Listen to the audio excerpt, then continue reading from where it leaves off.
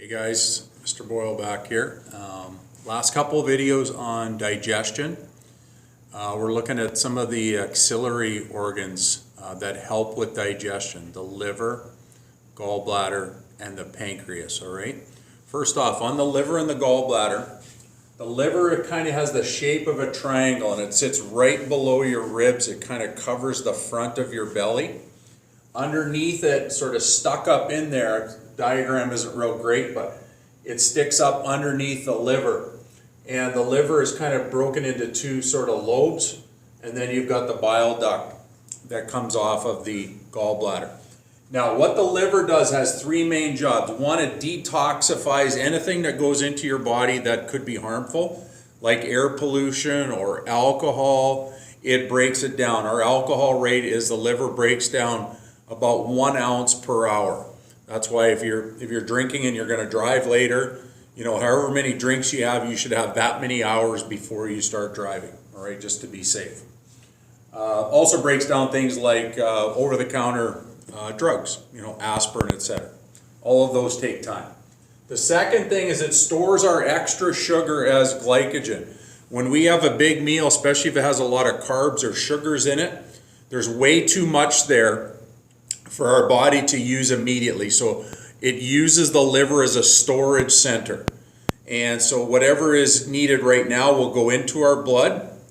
We want our blood sugar to remain very consistent. We'll talk about that later. Any extra will go into the liver and gets converted into glycogen, sort of a storage form of sugar. And then thirdly, it makes a compound called bile. It's not technically an enzyme, but it helps with the breakdown of fat. It actually emulsifies fat. It means it takes big globs of fat and makes them into little wee globs so that the enzymes that attack fats will do a better and quicker job. Without bile, our digestion rate would be super slow for fats, all right? So it's real important. We recycle our bile as well. It constantly gets reused. Now the gallbladder, this little organ, and when you see it when you're dissecting, it's green, because bile has a green color to it. It stores and concentrates the bile. It takes most of the water out of the bile and makes it very powerful.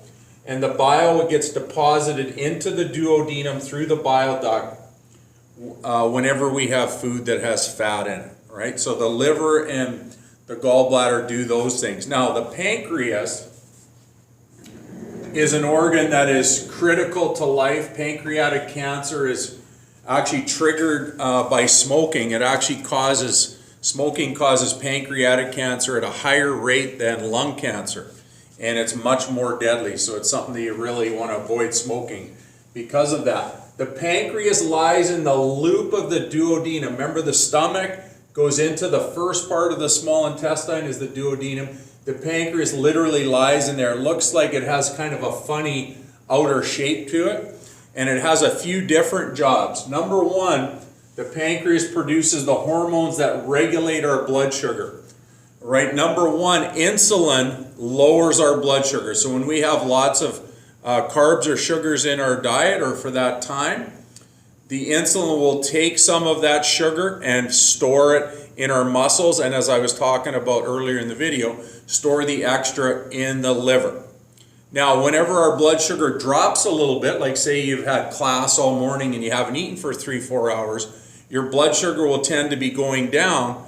Glucagon takes some of that stored sugar in the liver, puts it back into our blood. Again, we don't want our sugar going crazy. We want it to stay pretty level. So insulin and glucagon get secreted depending on our situation is high or low blood sugar. The second thing that the pancreas does is it makes pancreatic juice, which has a bunch of the enzymes. I'll show you more on the enzyme video later. Pancreatic amylase helps break down carbs. Pancreatic lipase breaks down fats. Trypsin and chymotrypsin help to break down proteins.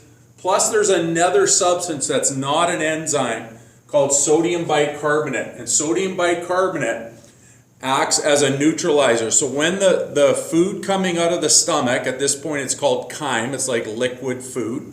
When it comes out of there, it's very acidic from the hydrochloric acid in the stomach. That would not work well in the intestines. So sodium bicarbonate comes out of the pancreas, hits this very acidic chyme and neutralizes it. Those enzymes will work way better on a more of a neutral chyme rather than acidic. So it sort of calms down the acid part. Sodium bicarbonate's a base. When you put an acid and a base together, it becomes more neutral. Okay, we'll talk about the enzymes, and good luck to everybody. If you need help, don't be afraid to call me. Take care.